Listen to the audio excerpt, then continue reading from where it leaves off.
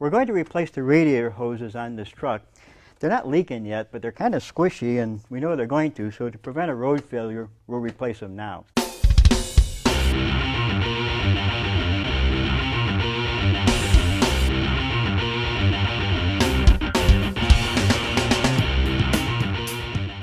But the first thing we're going to do is get these little plastic clamps off that hold the smaller hoses and things together. And to do that without breaking them, you'll want to use a screwdriver. Let me show you how to do that.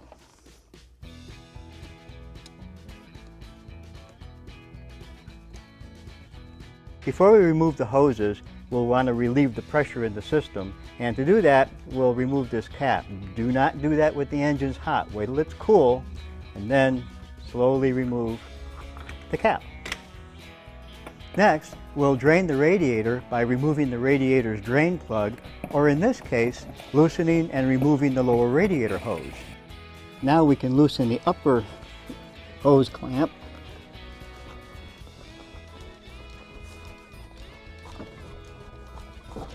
And remove the hose from the vehicle.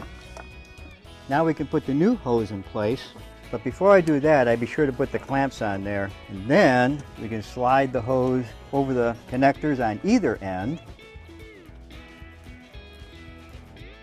and tighten the clamps.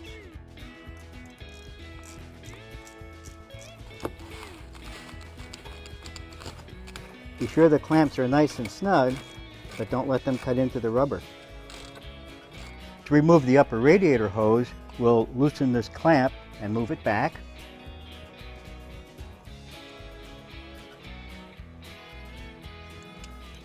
And pull the hose away from the radiator.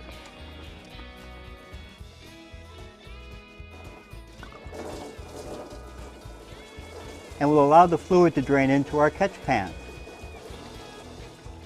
Now we can loosen the clamp from the other end of the radiator hose.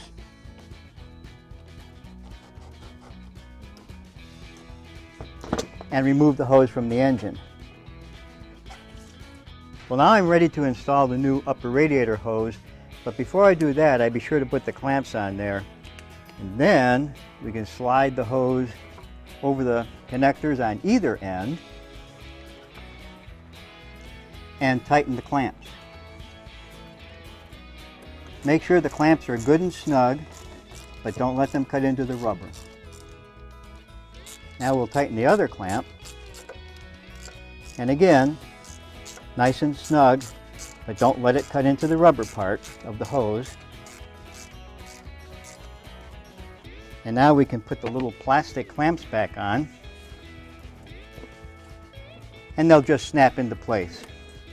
Well, now we're ready to refill the system, and we're going to use a 50-50 mix of antifreeze coolant to do that with. This product's already mixed 50-50 with the antifreeze coolant and distilled water. Don't use tap water. It's got a lot of minerals in there that can actually harm the cooling system. And on this particular vehicle, we're going to refill the system with the expansion tank.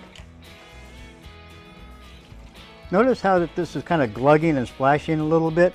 A little tip you can use is poke a hole in the handle, and then as you pour it in, it really smooths it out. Continue to fill the system until the coolant reaches the full mark and the expansion tank.